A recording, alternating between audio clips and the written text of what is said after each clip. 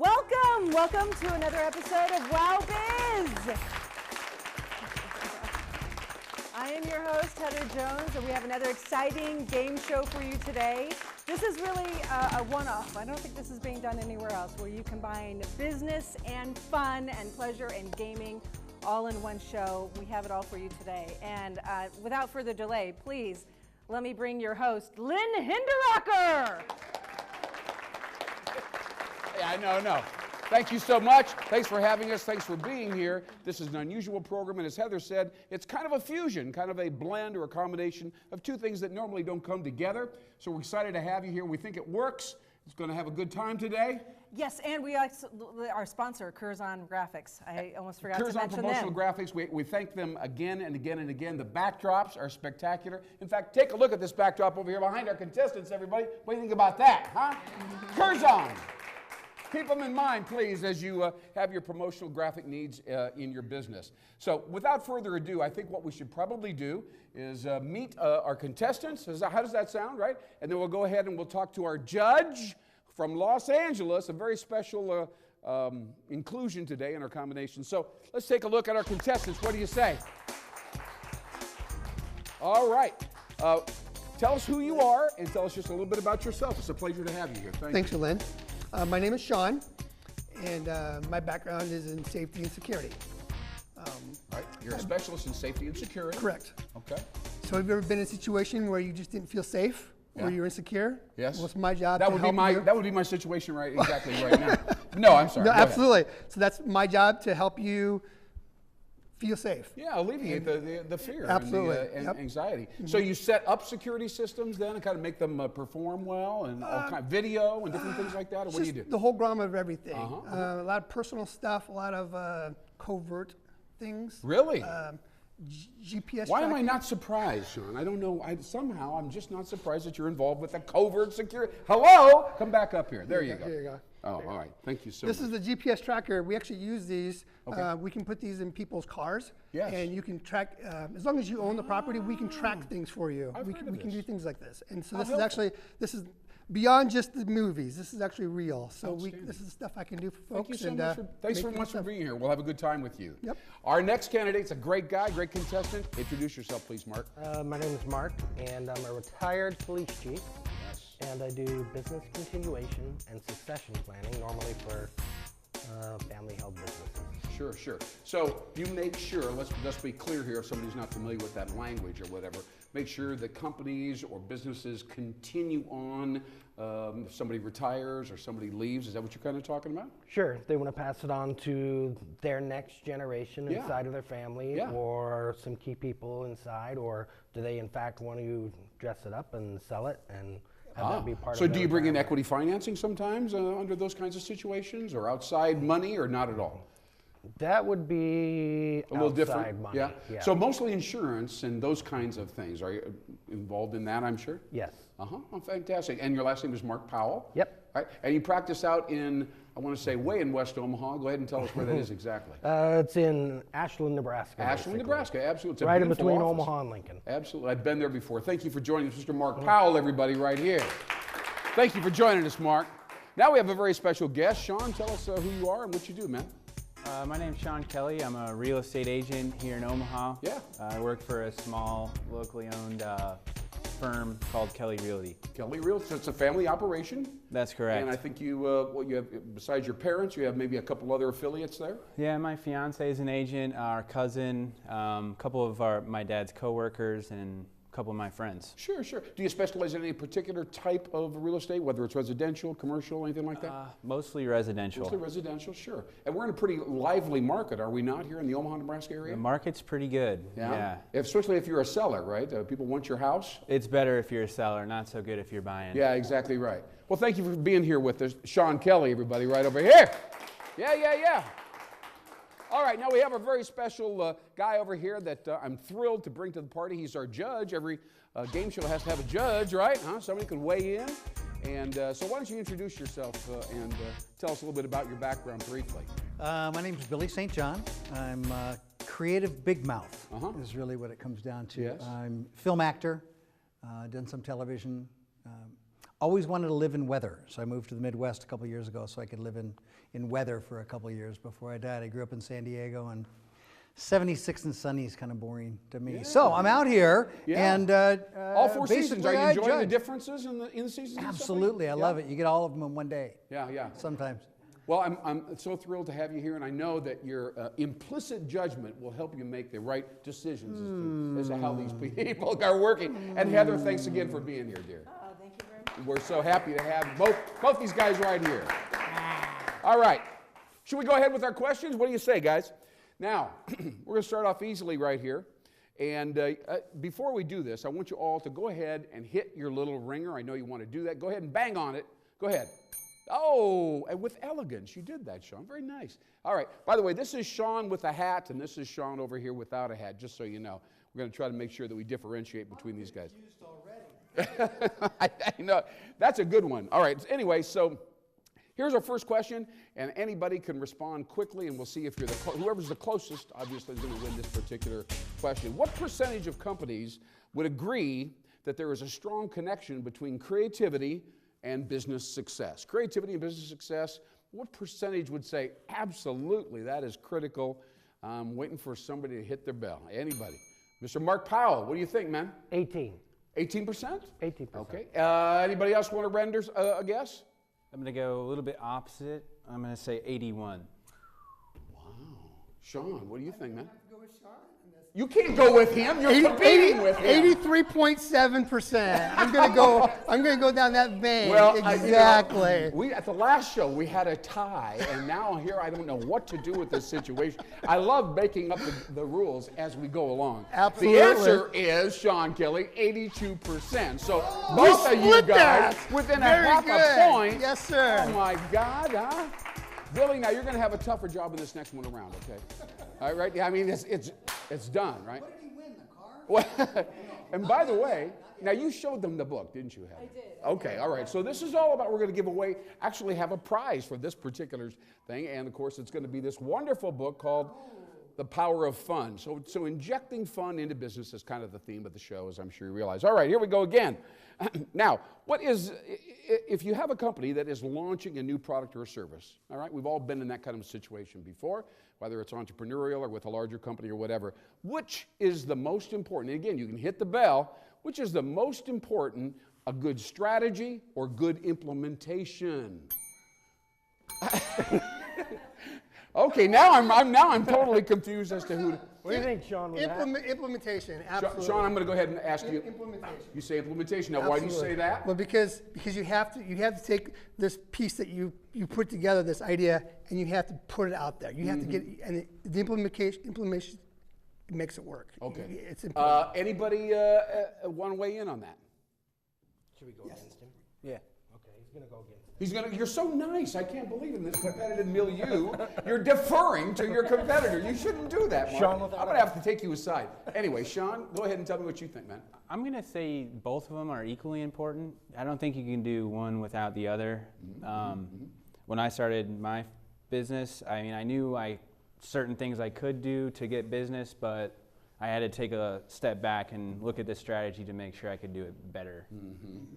Okay, Mark Powell, how are you going to weigh in on this, man? Probably go with take the baby step and then take step 2, and without the strategy, you cannot have implementation. Right, exactly right. The answer to this question is strategy first. You got to figure out what you're doing and whether you've actually got a message and got a customer that cares about your message.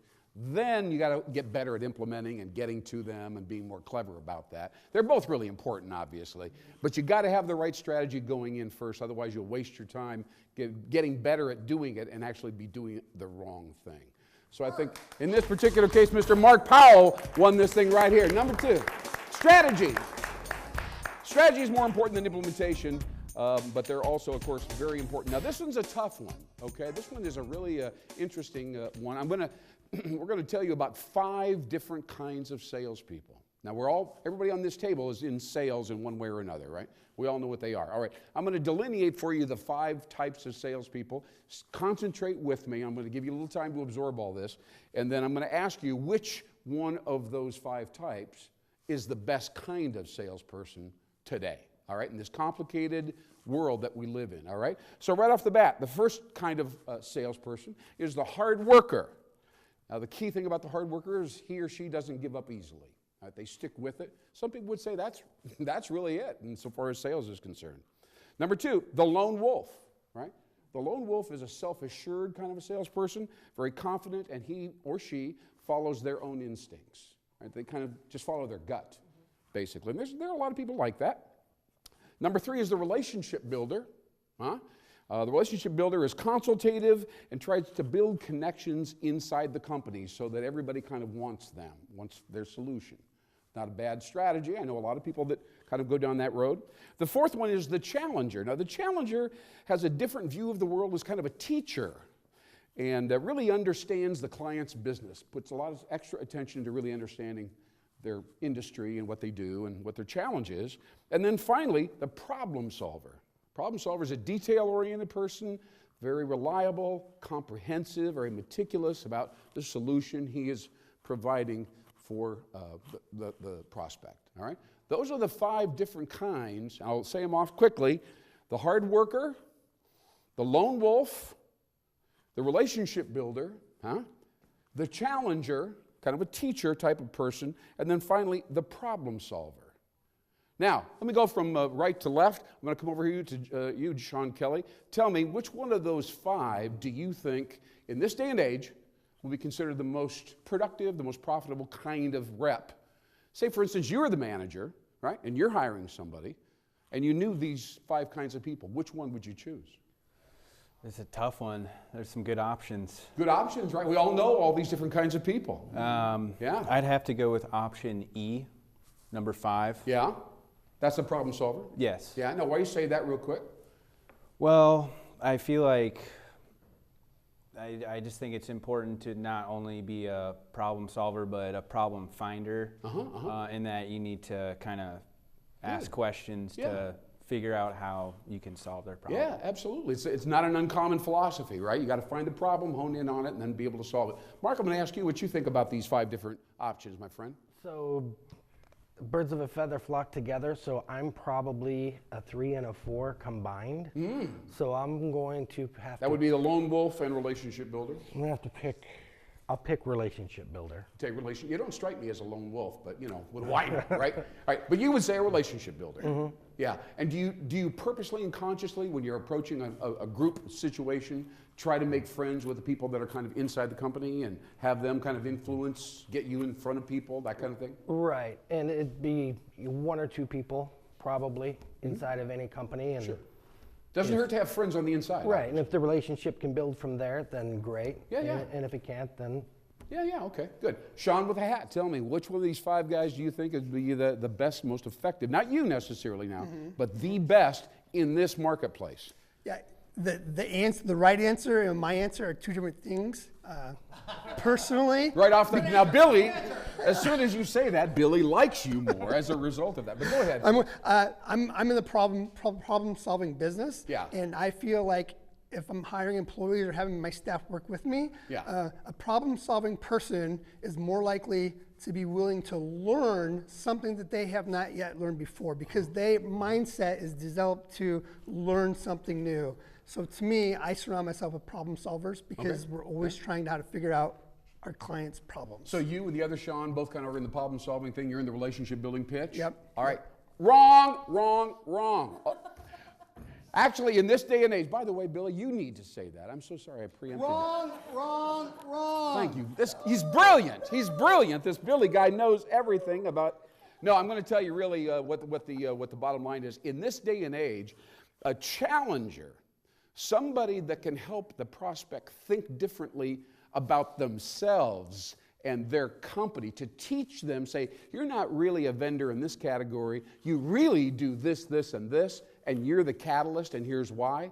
So it's a transformational approach, the pitch is, and then people say, wow, you know, this guy, he sees my company in a more effective way than I really even do. And that's a home run. That's a home run. We really meant that. Huh? You really meant that? Okay, well, We knew you had I knew that. Billy was saying. Erase that then. Okay. Enough. All right. Are we having a good time up here, everybody? Huh? All right, we're at the halfway mark. I'm going to come up here and chat a little bit with my audience before we go on to the next portion of our show. And I want to talk briefly about the sponsor of this program. Now, Curzon Promotional Graphics, remember, they came out of the blue. They've never done anything like this before. I approached them out of left field and I said, hey, I've got a really novel idea. It's something that I'm not sure will succeed, but I think it has great opportunity. And they looked at me and they said, sit down, we'll listen to this, of course. And it was an amazing moment, an amazing meeting that I had with the two gentlemen that run Curzon Promotional Graphics here in the Omaha, Nebraska area. And I said, look, number one, I want to tell you something. I believe in the power of visuals. I really mean that. That's not a superficial claim. Because I have a marketing background, I have seen how the world has moved from relying on words, which I love words, to relying on visuals as a cue and as a kind of a way to decide what to do. And so you've got to understand, I'm talking to Curzon now, that I really get what you're doing. And the role of design is more important than it's ever been. It's a bigger word than just a sign or a graphic or a trade show display. So after I talked to them in that tone, they said, this guy actually does believe in what we do in terms of our core mission. We need to give him a little bit of support and a little bit of attention as we do this. So this is a novel outlet. I believe that anybody who is involved with us in this particular program gets a little bit of extra attention because, again, this is an unusual show and we're doing some unusual things here in this marketplace. And, of course, we're going to be up on YouTube, so it's going to be a whole brand new world as WOWBIZ Super Quiz hits the internet here in just a matter of weeks as a result of the support from Curzon Promotional Graphics. So please remember CURZON. Please remember that organization. From now on, if somebody ever says, we probably do a new sign, we need some new exhibit, some new graphics, say Curzon. All right, everybody okay with that? Tell me it's good. Tell me it's good. Thank you very much. I appreciate it very much. All right, here we go. We're going on to the second half of our show. Heather, are we doing okay here? We're doing great. And isn't it fun to hang out with Billy? I mean, he's so articulate. And we will take money from other advertisers, too. Yes, no, we will welcome other sponsors as well. And we're thinking maybe any one of these three guys might want to get involved. Who do we know? How do we know? We'll see. All right, so here we go. That's right. That's right. At least if we have a problem, we can call Sean. We know that, right? All right, here we go. The United States is in an unusual situation so far as employment is concerned. I think you may have heard this before. It used to be all about finding a job, getting a job, and it was the employer had the leverage, right? But now anybody who really wants a job can pretty much find a job. The unemployment numbers are incredibly low. In fact, over in Ames, Iowa, which is only 3 hours from where we're at right now, the unemployment level is 1.5%. It's the lowest unemployment rate in the entire United States of America. So employers can't get employees. They just can't find people to hire. And if they could expand and grow their business, but they just can't get the bodies in the business. So the question is, how do you get these people? How do you recruit the right people? So you have to resort to something creative. You have to do non-traditional hiring and recruiting, right? You have to look for non-traditional candidates. So here's what I want you to think about. What does that really mean? What does it really mean if the HR department called you up and said, Sean, we need to be more non-traditional in our hiring approach. All right? We need to come up with got to get somebody in here, so start thinking outside the box. So let's go right now. We'll start with Mr. Mark Powell. Tell me what it means to look for a non-traditional employee. What would an example of that be, sir? Oh, golly. Yeah. Put you on the spot, doesn't it? I think something that you could entice people with nowadays, because it's extremely tough to find that right person. Yeah. I'm going through it right now. Absolutely. And so an idea that I came up with, I don't know if it's a good one or a bad one, is so I could offer you this for an hourly wage, I could offer you this for benefits, and I'd also like to offer you a certain percentage of company ownership. Oh, give them a piece of the action. So I like that. What do you think about that idea, huh? Not a bad idea. A little bit challenging sometimes with the books, but all right. Sean Kelly, what do you think about that? What would be a non-traditional employee? Somebody you wouldn't normally get, and expect to walk in the office. Something unusual. What would it be? Well, what I'm thinking of is, millennials, people my age, they're a lot more mobile than they were back in the day. So they want to go from city to city, live life, try different things, you know. Yeah. They're experiential. So yeah, that's why everyone's kind of moving towards the service economy. You can sell real estate in Omaha, you can sell it in LA, you know, you can do it anywhere. Sure. So probably like small campaigns, you know, just ideas that just sound good for, you know, trends. To try to appeal to the millennial worker, huh? Maybe somebody who's just come in from out of town, or maybe even get somebody to come from outside of town. Yeah, like seasonal work, you know, something like that. Billy, you taking this in? Okay, let's ask Sean with a hat over here. What is a non-traditional employee? What would be an example of somebody you could get in here that wouldn't necessarily be like everybody else in the room? A non-traditional employee, as a father of 4 children, I think we need to get our young people working sooner and spend less emphasis on going to school. Ah, okay. That sounds controversial, but actually I'm seeing that idea in mentorship and apprenticeship programs. And I kind of like the idea Mark has too. Give them a piece of the pie. Give them a piece of the action. Give them a piece of the action. Even when they're like 16, 17, 18 years of age. Give them an incentive to come and learn the business that you're doing and grow them up. Yeah. You know, I was going to say something here. Now, those are 3 different options, right? Clearly different options. I'm going to throw another option out just for the sake of the viewers that are listening on to the show, and that is dipping into the pool of quote-unquote retired workers. Maybe they're not so retired, or maybe they'd like to work part-time. Absolutely. Right? Or maybe, what about the disabled worker? Somebody that has a little difficulty, either in a wheelchair or whatever. That would have prevented them prior to, but maybe not so much anymore. So you got to think all the way out of the box. But these are all 3 pretty good and interesting ideas. Billy, which one would you say is the best idea of these three suggestions right here? I like all of them. I like your ideas too. I think that working from home allows a different kind of a worker in the workforce too. Telecommuting, yeah. Right, so you don't have to, with the internet, you can pair up and then come into work a couple times a day, which would free up what all of you said, you know, each person. I like that giving part of the action to part, you know, I think that's always a brilliant idea. Starbucks did it years ago. You know, once you're an employee at Starbucks, you own part of our business. I know Hy-Vee does that too out here. Heather, what do you think about it? It sounds to me like that idea would actually engage people, but cutting deals with every single employee and giving them, I mean, we've done sales commissions before, and people have done that. I think they're getting at something a little bit different. What do you think about that? I'm just curious. I like all of them, actually. And as a mother of 6, I kind of like getting them out. Like, how early can I start? Like 10? Is that still illegal? 4, I think. 4? Just take the kids to school and then get to work at 10 corn husk? Absolutely, Let's get them in there early. So I think maybe at least 2 of these guys right here were thinking along those particular lines. Billy, isn't that right? Huh? Yes. I think Sean over here was the first guy to mention that. All right, so let's give him a round of applause right here. All right, here we go. Now I'm going to talk about the knowledge economy, and you've got a piece of paper there and you've got a marker, okay? So this is very interesting. Let's talk about the knowledge economy. It requires a different kind of employee. We're still talking about employees, all right? So I want you to take 1 minute, and while you do this for 1 minute, Heather and I are going to go up here and chat a little bit, all right? But I want you to write down just single adjectives, right?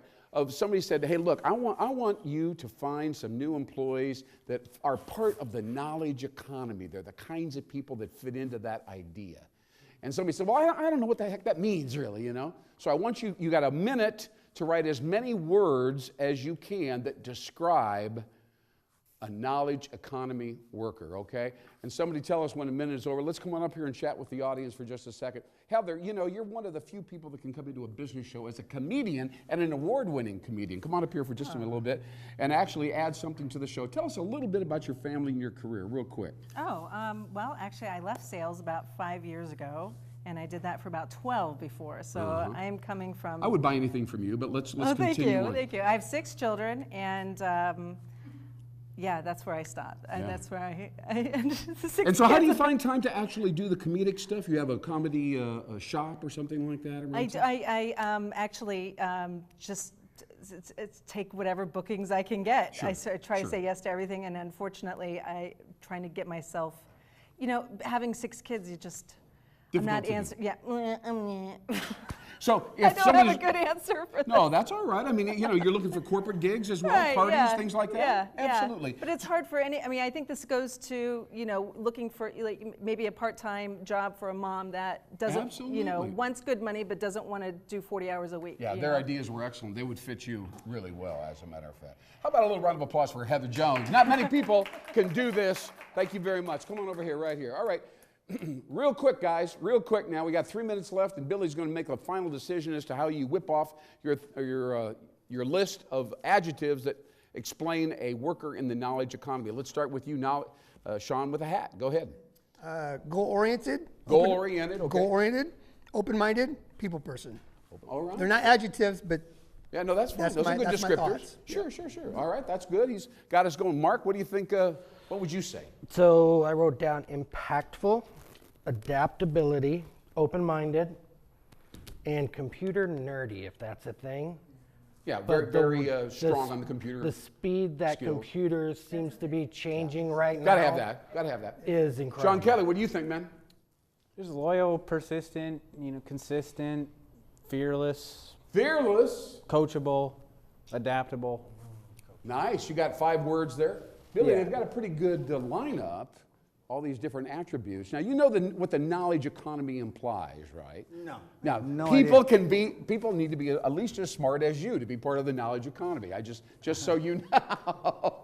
Anyway, no, dear. I'm just kidding. But talk about those 3 lists. Which one of those words, adaptable, open? I liked when Mark said that the computer nerdy. I think that's going to be the next big deal. Yeah. Is people who are, if it's a knowledgeable about this market nowadays, they have to know how to go across different social media. One of the things that is talked about in HR departments is they don't really care now how much you actually know, but they want that you can find the information. You don't necessarily have to have it inside of here, but you can get that information quickly. So that's a big change. You know, that's a big paradigm shift. Back in the day, they would hire the smartest person, but right now the most tech-savvy person is probably the person that's at the top of the list. I would agree. So that goes to Mark Powell, right? Huh? Yes. He's the leader right there, everybody. Mark Powell on this last question. All right. You know, we're wrapping up here, Billy. I think if you can kind of tabulate the winners of the thing, it was kind of distributed fairly evenly here. Sean's and Mark. Yep. Yeah. Yep. What do you think, ladies and gentlemen, right here on WOWBIZ Super Quiz? Great on content, great ideas. Heather, Billy, great job, everybody right here. Thank you so much for watching. Thank you so much for watching. I'm Lynn Hinderrocker. We'll see you next time on WOWBIZ Super Quiz. See you later. All right.